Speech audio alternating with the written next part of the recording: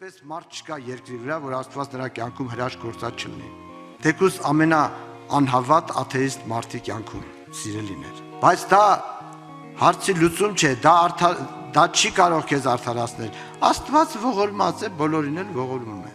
Արեգակը տաքացնում է թե արդարներին, թե մեղավորներին։ Աստված կերակրում է թե արդարներին, թե մեղավորներին, չէ՞։